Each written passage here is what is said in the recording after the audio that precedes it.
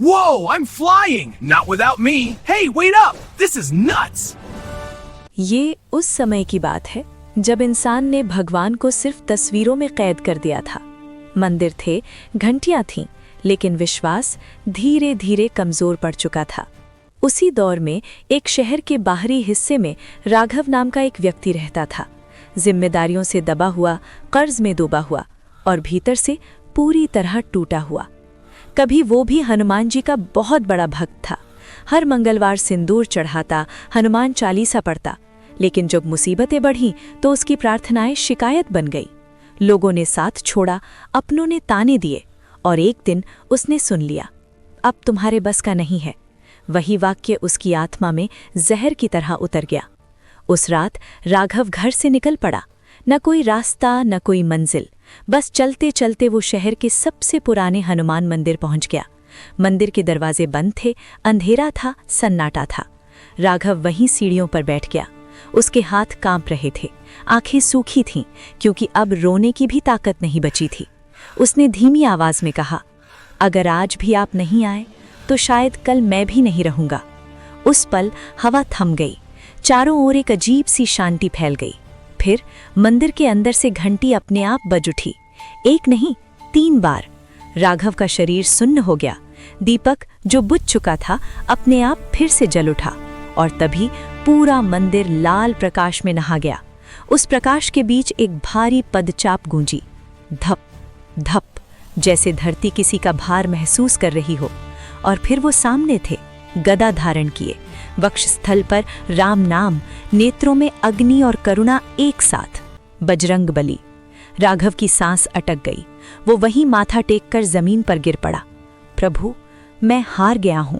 हनुमान जी की आवाज गूंज उठी, तू हारा नहीं है, तू बस थक गया है।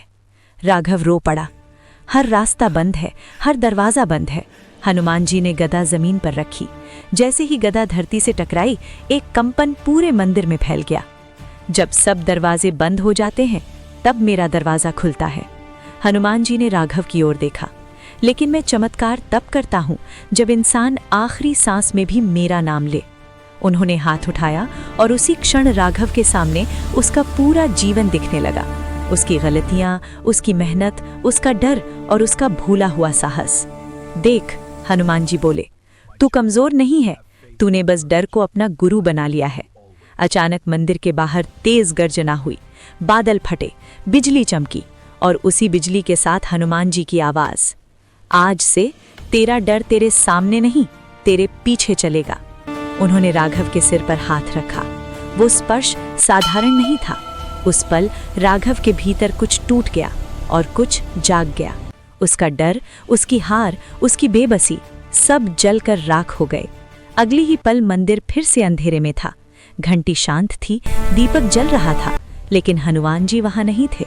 सिर्फ एक आवाज अब भी गूंज रही थी, जहां डर खत्म होता है वहीं मैं खड़ा होता हूं। अगली सुबह राघव बदला हुआ था।